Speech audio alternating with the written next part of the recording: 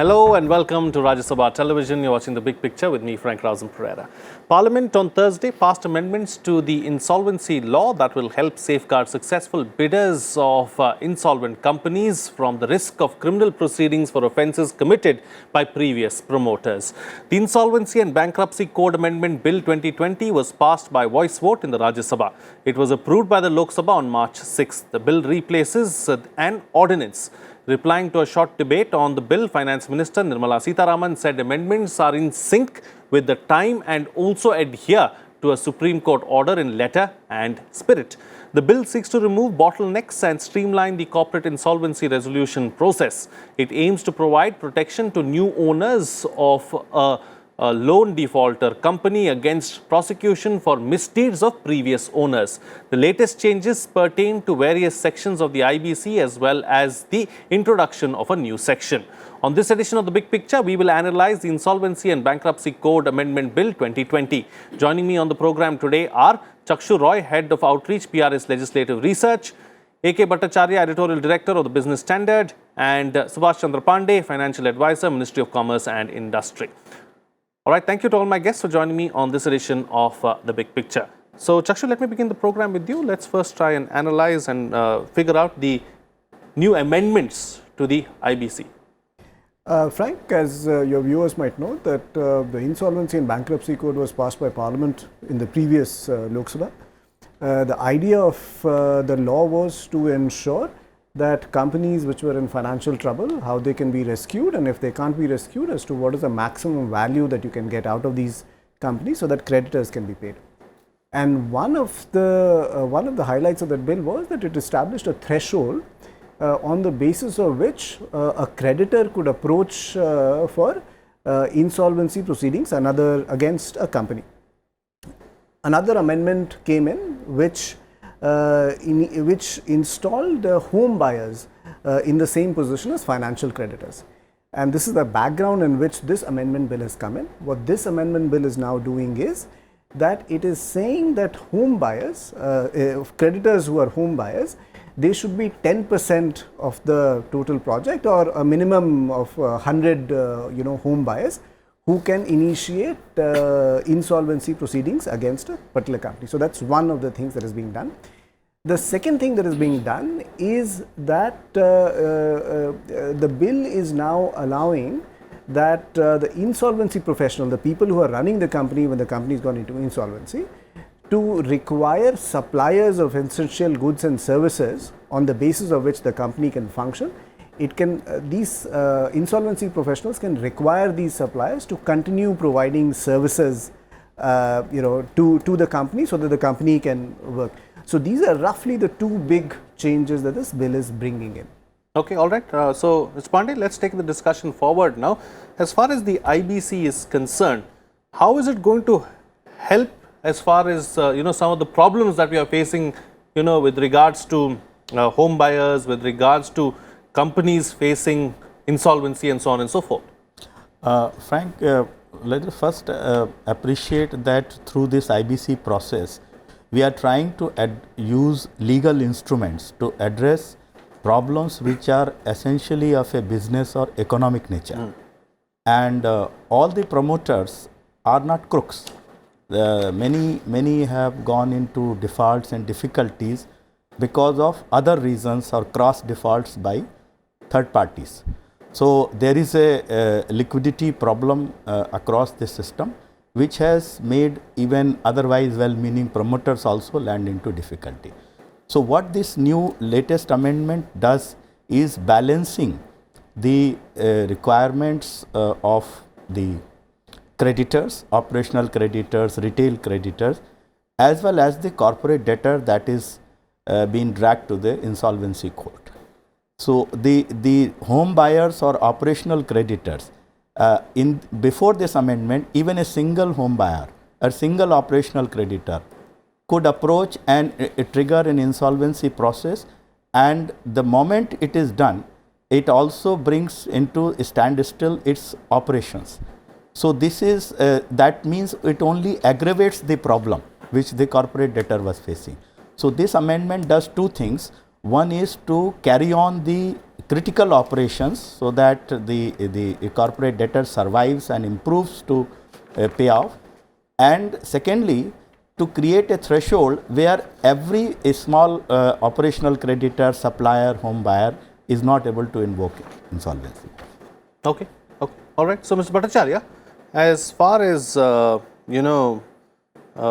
new promoters are concerned, let's look at a company like Jet Airways now. It's been in the news for the last one odd year. One of the biggest contentions for a new investor was they did not want to be held liable for something that happened to the company in the past. Will this amendment now address those kind of issues, and do you believe that those kind of issues need to be addressed? Because we're going to see many firms going into this process. Well, I think you hit the nail on its head. In a sense that Insolvency and Bankruptcy Code as a piece of legislation, it's a kind of a legislation that one has not seen in the past. It's a new experiment to address the issue of insolvency, to rescue debt which have become sticky.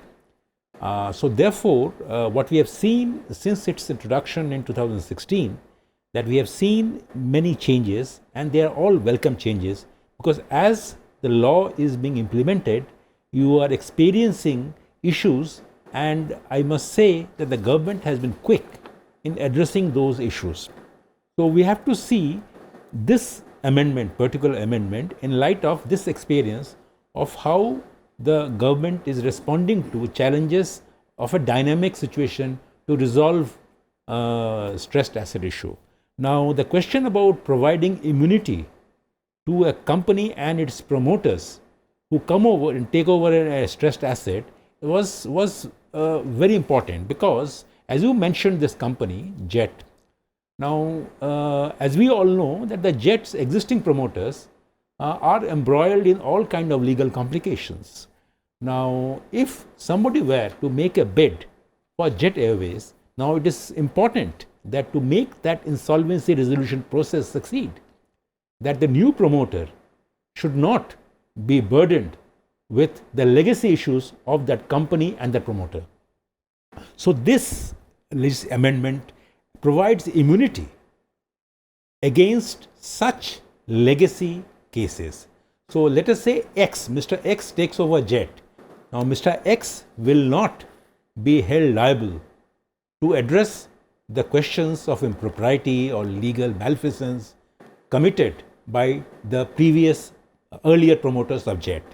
Now there is why I say that this is an important piece of legislation is because that even while granting that immunity, there are conditions that have been introduced which are very important conditions. For example, if the new promoter of a company which has been embroiled in legal questions has any connection with the old promoter, then this amendment does not apply. In a sense, that let us say the new promoter who comes and takes over Jet, since you mentioned Jet, and the Jet's existing promoters have something to deal with in terms of legal compliance, and they have not followed that compliance.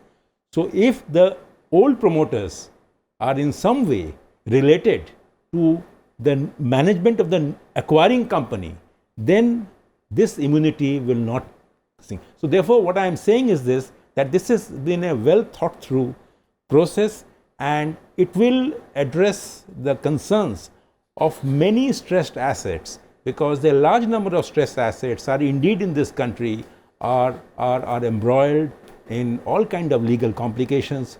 So if you want to have a quick resolution, one thing is that you have given the empowered the resolution professionals to continue the business without any interruption. You have made sure that the license and the supply conditions that were originally with the existing company will continue to remain intact. Now that's another way of providing continuity and maintaining the attractiveness of a concern that has gone in for the insolvency resolution process. So both these measures, to my mind, will revive some sort of a credibility in the process and not turn away many acquirers. Now the net gainers of this exercise will be the creditors. Now the creditors will see some hope of getting more value for their stuck loans instead of a situation where because of this lack of immunity, they were not getting the right price. So I think it's a good move forward, and my sense is not just JET, but there are quite a few other cases where the courts and NCLT will have to come in and rule in favor of the new promoters as long as they are not related to the old management. They have not brought in anybody from the old management. So Absolutely. this will expedite the process of resolution, which is a good thing. And some companies actually had gone to NCLT. NCLT ruled against, and they had ruled that the enforcement directorate's cases should continue. Sure. So therefore, this will put an end to all those doubts and uncertainties. Absolutely. All right. So, Chakshu, there was a short discussion as well on this particular amendment and the IBC in the Rajya Sabha earlier on Thursday. So, what were some of the arguments made for and against it? Frank, Rajya Sabha, when the discussion took place, a couple of things were discussed. One of the things that some members talked about was how can resolution process be expedited. And the standing committee which looked at this particular bill also came out with a recommendation that there should be an increase in the number of benches of NCLT so that the number of cases that are before NCLT can be resolved quickly. So that was one piece of thing that was discussed. The other thing that Mr. Bhattacharya was referring to was ring fencing of resolution applicants, which he explained quite in detail. So that was another issue that came up for discussion as to what are additional safeguards that are required or are current safeguards enough. And the final thing which was discussed in the House related to MSMEs who are supplying goods and services to companies which are in insolvency proceedings. And the idea of that discussion again came from the standing committee's report, which recommended that supplying of goods and services when it comes to MSMEs becomes a little problematic because they have limited resources, and how should they deploy their resources should be either left to them or to market forces rather than to force them. So those are some of the things that were discussed during the debate in Rajya Sabha. All right. So, Ms. Pandey, as far as the IBC is concerned, from 2016 to now in 2020, how has it evolved and how has it caught up with the changing times? You see, one of the reflection of its outcome can be seen from the 1819 report of the RBI on trends and progress in banking, which brings out a very remarkable improvement that has happened in 2018-19. The gross NPA of all scheduled commercial banks have come down from 11.2% to 9.1% from 17-18 to 18-19. And IBC has played a big role in this turnaround. More than 130 cases resolved as seen from the standing committee report.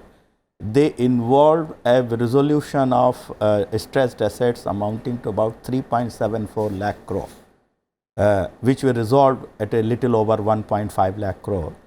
So the scale of resolution progress is very massive. Of course, individual cases have gone through the labyrinth of various appeals, cross appeals, interlocutory orders, and some of these issues will get closed after hopefully this new law is implemented. This law also makes another important addition to the IBC in paving the way for further resolution of financial service providers. You recall some months back the NBFCs were brought under the ambit of IBC, where the trigger was not left to individual depositors or class action suit, but to sector regulators like RBI. So, one of the new inserted section says that the process for insolvency for that will be as prescribed. So, that it will be a separate process will be prescribed, and that will expedite the ongoing resolution of, say, a DHFL, ILFS, etc. So, the main concern, as we can see, is the possibility of the challenge, which we already see. Some Chakshu has mentioned in the discussion, some appeared in the dissent notes appended in the standing committee report. and those are concerned about how can we take away the rights of individual home buyer when he doesn't have clarity as to who else are the allottees. There is a not much transparency about that. So how will he bring an individual right is converted into a class action rule? That is a difficult balancing act which the government had to do. Otherwise, it will be a no-go situation. I am aware of a big public sector company having been ordered to be liquidated, more than 1,000 crore or something, for a default triggered by a supplier for a few lakhs.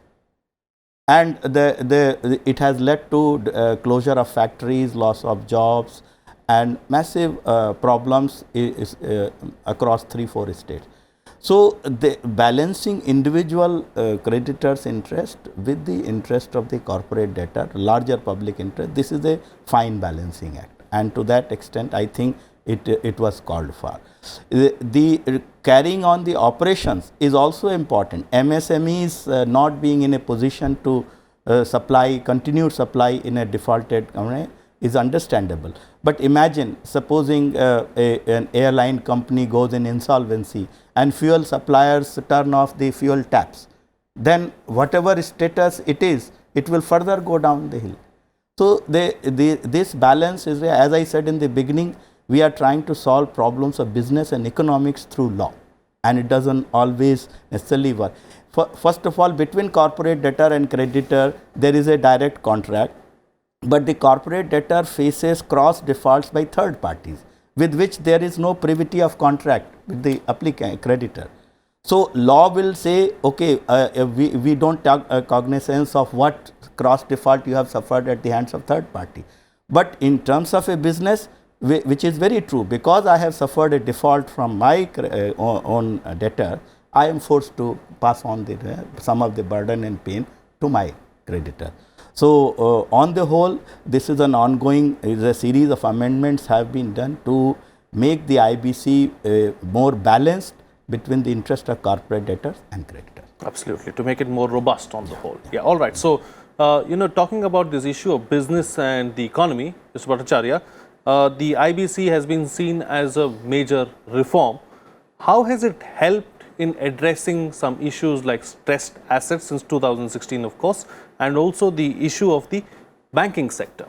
Well, to my mind, that what has happened is that the overall accretion to the NPA levels has been reined in a sense that the earlier mechanism by which you could identify stressed assets because of failure of some parties, now that trend has been kept under check. As a matter of fact, there's a large number of cases that don't even go to the resolution process. The moment there is a possibility of those cases being referred to the insolvency bankruptcy courts process, the debtor and the creditor actually get together and they realize that since there is this law and the process will get triggered, therefore they immediately resolve the cases. So there's a large number of cases that are getting resolved even before they're coming before the insolvency courts. So to judge the efficacy of this law, it will be not just be important to see the actual numbers of how many cases are being resolved, how many cases have been liquidated, but it will also be important to see the large number of cases which are getting resolved even before they come to the insolvency courts. Yeah. So that's number one. Number two, what these amendments do is that what Mr. Pandey was referring to is that if there is a permit, Mr. Pandey was referring to about suppliers, fuel suppliers. Now imagine the same example of what happens to an aviation company like Jet you mentioned. Now fuel supply agreement is one thing, but there's also something called a flying license. The government gives the Jet a license and permit to fly. Now the moment it gets into the insolvency process, there was this fear that it might just become a debt concern. It loses the benefit of that permit. to fly. Now, this amendment has made sure and clarified that permits, contracts, licenses will continue to remain active even after going through the insolvency process. Now, along with that, a very small change that has been made, but its impact to my mind will be huge, which is that earlier what used to happen is the moment the corporate insolvency resolution process takes effect. Now, there is a date of admitting the case, and earlier the law was that within 14 days you have to appoint a resolution professional. Now, which means the date of its admission in CIRP and the appointment of an insolvency resolution professional, there is a gap of 2 weeks. Now, in a delicate situation, the company which is stressed has been taken to the insolvency thing can just go down under in this gap of 14 days. Now, what this amendment has done is make sure that the date of admission of a company, stressed company, under CIRP, which is Corporate Insolvency Resolution Process, will take effect only when a resolution professional has been appointed. So, what you are doing is this, you are reducing those 2 weeks of uncertainty of we do not know what will happen, who will stop doing things, and nobody will be able to take any preventive or corrective action. So, I think this law, as I said in the beginning, addresses many of the weaknesses, the gaps which surfaced when the law was being implemented. And as I said, this is a new law in this country, and the government, I must say, has learned on the go. Right. And it has not lost much time in learning and implementing those changes. Sure. Okay. Time now to get closing comments from all my panelists for the best way forward. Starting first with you, Chakshu. Frank, I'm going to try and get what Mr. Bhattacharya said and what Mr. Pandey said together.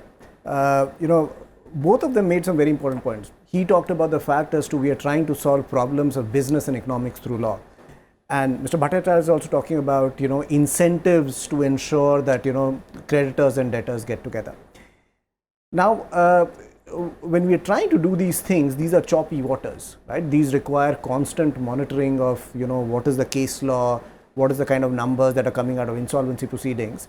That should then inform the legislative process. So, I think what is required is a constant monitoring of the resolution field as it happens right now, how it is playing out, and then that should feed back into the legislative process to say, oh, what, do I need to tighten regulation?